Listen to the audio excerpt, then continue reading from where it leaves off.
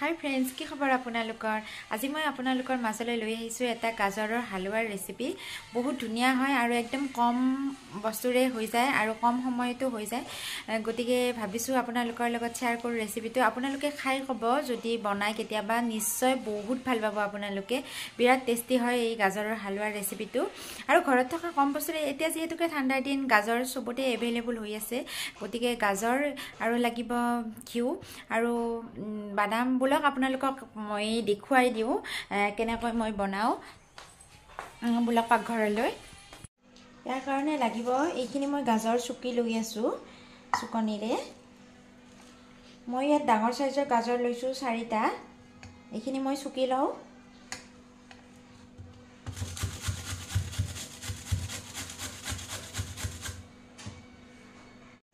এয়া মোৰ গাজৰখিনি ৰুকি লোৱা হৈ গ'ল। এতিয়া মই কেৰাহীখন গৰম কৰিব দিছোঁ। ইয়াত মই এতিয়া দিম এচামুচ ঘিউ।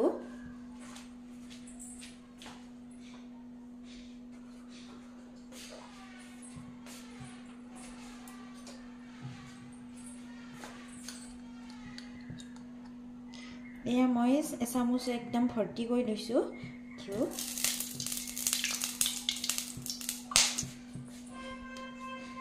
আৰু ঘিউখিনি ধুনীয়াকৈ গৰম হোৱাত ইয়াত মই গাজৰখিনি দি দিম। এয়া ৰুকি লোৱা গাজৰখিনি দি দিলোঁ।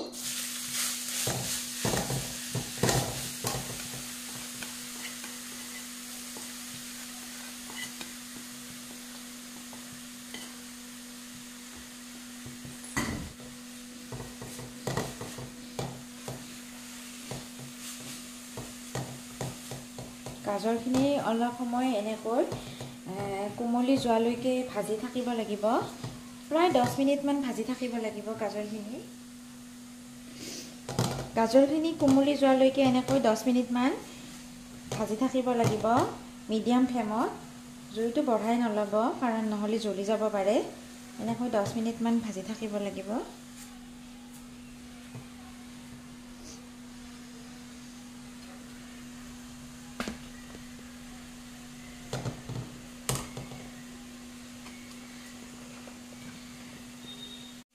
এয়া মোৰ 10 মিনিটমান ভজা হৈ গ'ল। এতিয়া মই ইয়াত দি দিম গাখীৰ।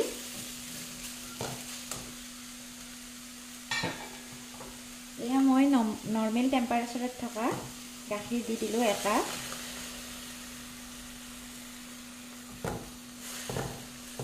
ইয়াত মই উতলাই গাখীৰখিনি উতলাই মই অকণমান ডাঠ কৰি লোৱা আছিলে। মই আগতীয়াকৈ ডাঠ কৰি লৈছিলোঁ গাখীৰখিনি অকণমান, যাতে ধুনীয়াকৈ গাখীৰৰ ওপৰত সৰটো আহি যায়। তেনেকৈ লৈছিলোঁ মই তেনেকুৱাকৈ।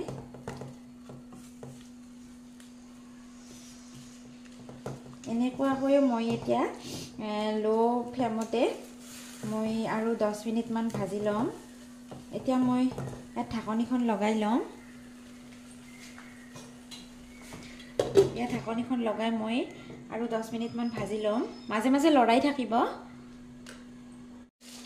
এতিয়া মোৰ গাজৰখিনি ধুনীয়াকৈ সিজি গৈছে, দেখিলে গমেই পোৱা যায়। গাজৰখিনি ধুনীয়াকৈ সিজি গৈছে মোৰ, কাৰণ মই 10 মিনিটমান এনেকৈ লৰাই ভাজি থাকিলোঁ গাখীৰতে। এতিয়া ইয়াত দিম মই চেনি আপোনালোকে সোৱাদ অনুযায়ী দিব, যোনে যিমান খাই ভাল পায়। মই চেনিটো অলপ কমকৈ খাওঁ, গতিকে মই কমকৈ দিছোঁ। আপোনালোকে বেছি খালে বেছিকৈও দিব পাৰে।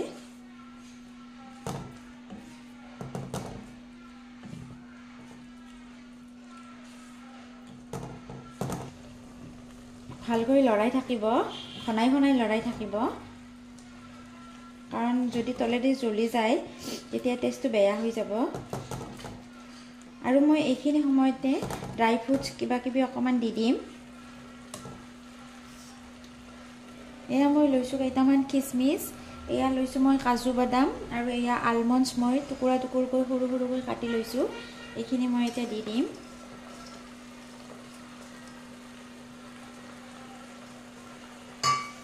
আৰু মই 2টা ইলাচি গুৰি লৈছিলোঁ, সেইখিনিও দি দিলোঁ।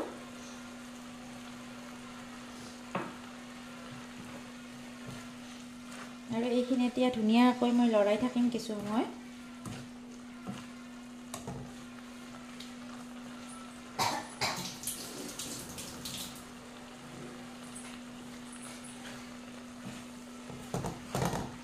এনেকৈ মই কিছু সময় লৰাই লৰাই ভাজি থাকিম। এয়া মোৰ গাখীৰখিনি শুকাই শুকাই গৈ আছে, এতিয়া আৰু হ'ব।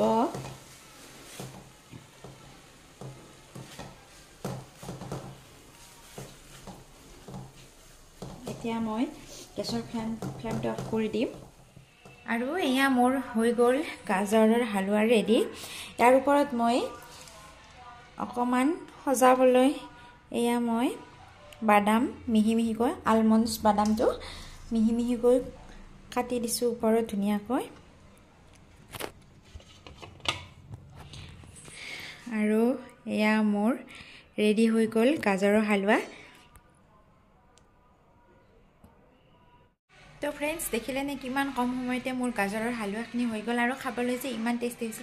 এতিয়া মই এচামুচ খাই আহিছোঁ, ইমান টেষ্টি হৈছে খাবলৈ, ক'ব আপোনালোকে। খাই এবাৰমান বনাই আপোনালোকে খাই চাব, তাৰপিছত মোক জনাব। তো আজিলৈ আহিছোঁ, ভিডিঅ'টো শেষলৈকে চোৱাৰ বাবে আপোনালোকক বহুত বহুত ধন্যবাদ। Bye bye, love you all.